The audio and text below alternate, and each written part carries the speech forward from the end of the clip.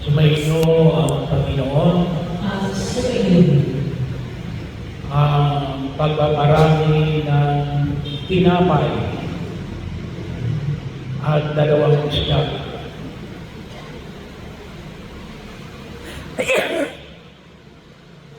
Dalawang pagkakataon po nakita natin na nagparami sa Jesus.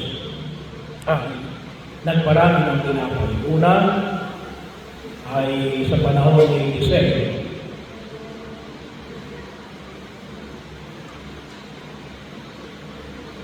Sa aklat ng mga hari. At pangalawa, sa panahon ni Jesus na nakita natin sa Ebanghelyo ni San Juan. Mula sa 5 tinapay at 2 isda. Nakita natin ang ilang mga paanyaya na maging bahagi natin ngayon ng ating pag-ibigay. Una ay mayroong naparami ang tinapay sapagkat mayroong nagandog. So, sa aklat ng mga hari, sa panahon ni Eliseo, ay ang isang lalaki na nagandog. Ilang tinapay at yung trigo mula sa kanyang unang ani. Alam mo natin para po sa mga Hudyo, yung the offering of the firstborn, yung paghahandog ng unang ani.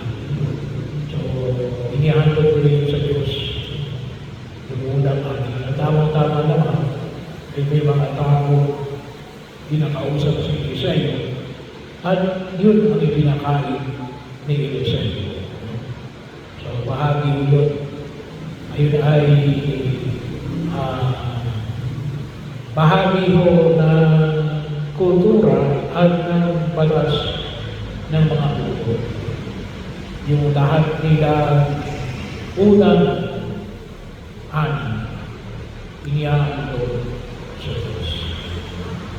Sa ating Ebanghelyo ay isang bata ang nagdala ng 5 tinapay at 2 isda. So, yun ay inihandog ng bata kay Jesus at sa kanyang mga anak. Kasi yun ang sabi na nakita ko natin na ibinanhin alagad na siya ng Kristo. Pero kung 2 bata dito, mga ilalang 5 tinapay at 2 isda. So, yun ang pinanggalingan ng pinarami na Jesus. Kaya mahalaga matagpuan natin na napakahalaga yung himala ng Diyos na alin ay nagsimula sapagkat mayroong nagandog, mayroong nagandog. So, sana po huwag natin kalimutan. Kaya nga sa loob ng banal na pagdiriwaw ng misa, mayroon tayong overcoming. At sana mapahalaga natin yung pagkahandog ng mga alay. Kasi bahagi yan na katulad sa kaisipan ng tulong tibag, tayo ay nagkahandog at ninanais natin na itong handog na ito ay pagyabuin ng Diyos, parawiin ng Diyos. Lalo natin makamit ang kanyang pagpapala. Yung paghahandog natin ay isang pagpapasalamat sa mga biyayang ipinagkakalagay ng Diyos. Sabi mo nga, ang nakarang linggo, ang basihan ng pamantayan ng buhay katiwala ay nakasalalay sa biyaya na lahat ng meron tayo ay galing sa Diyos. Kaya nais natin na ibalik sa Diyos. Ibalik sa Diyos. Ano bang tayong maganda sa oras na pinag namin sa Diyos ay para gamihin ng Diyos. Kaya kung siguro, kaya minsan sinasabi natin na hindi magkakasya, kung ulamin yan, kasi nga parang hindi namin ibinabalik sa Diyos. Pagkakalawa. At kaya nga siguro, yun ang ating kaisipan. Kaya dapat mabago yung ating kaisipan. The very fact na meron tayo, ay may ipinagkaloob ng Diyos. Kaya, huwag tayong mahiyang makipagbahagi at ninais natin na ipagpasalamat sa Diyos. At yun ay pagkakataon ko saan ay makita natin yung kahalagahan na dakilang pagpapahalaga ng Diyos sa atin. Kaya tayo nakapagkakato sapagkat binigyan tayo ng Diyos. Kaya bahagi ko yun. Kaya yung isa, hindi na napagkakato. Kaya kung isang kalimitan na yung iba, na mga hindi nagkakato, anong kalimitan natin kanina? Always one thing. Palaging kulang. Palaging kulang. Kasi hindi na-appreciate yung mga bagay na ipinagkakaloob ng Diyos. Kaya, napakahalaga po para sa atin yung pagpapasalamat sa biyaya na ipinagkakaloob ng Diyos. Kasi po, yung dahilan kung bakit tayo nagkakaroon bilang pagpapasalamat. Bilang pagpapasalamat. Yun yung paraan ng ating pagkilala sa biyaya na ipinagkaloob ng Diyos.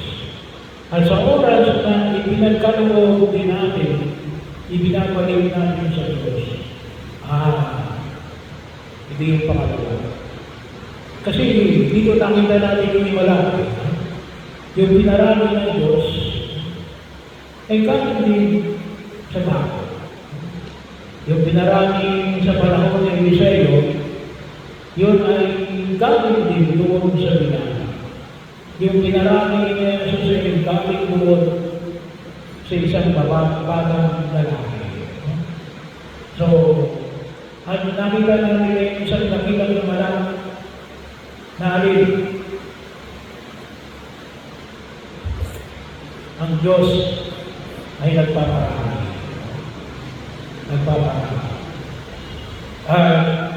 Pagkakataon lang sa akin, huwag natin kalimutan yung biyaya na langis na ipagkaloob ng Diyos. Lalong-lalo na sa banal na pagdiriwang ng misa.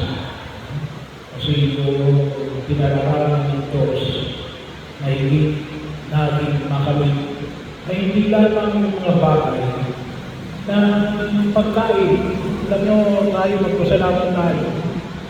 Ayaw ko lang may nabalitaan kayo na Pilipino na namatay sa mundo. Wala akong nabalitaan na Pilipino na namatay sa mundo.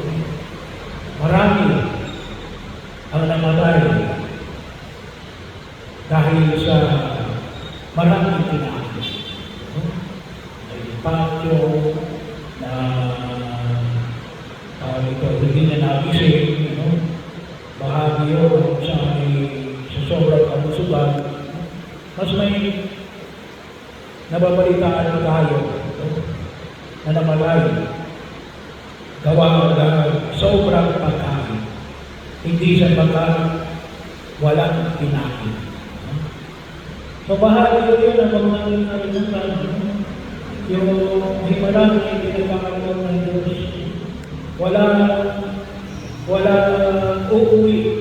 Sabi ka sa Ebanghelyo. Ng gutom. Lahat ay nakakain hanggang gusto nila. At sila ay nabusog. Silang lahat ay nabusog. Bahagi yun. Yan ang pangalaga na makita ko natin. Yung isang biyaya na ipinagkakaroon ng Diyos sa atin. Ano yun? Hindi lamang yung mga material na bagay. Ano yun? yung inihandog ni Jesus, yung kanyang sariling katawan at dugo sa banal na pagdiriwang ng misa. Kaya ulit-ulit yung sinasabi ko, kung walang handa, tumanggap kayo ng komunyon. Ano lang naman yung handa? Yung kasalanang malaki. Kapag may kasalanang malaki, huwag pagkumunyon kasi lalo lang yung magkakasama. Ang tawag namin ito ay sacrilege.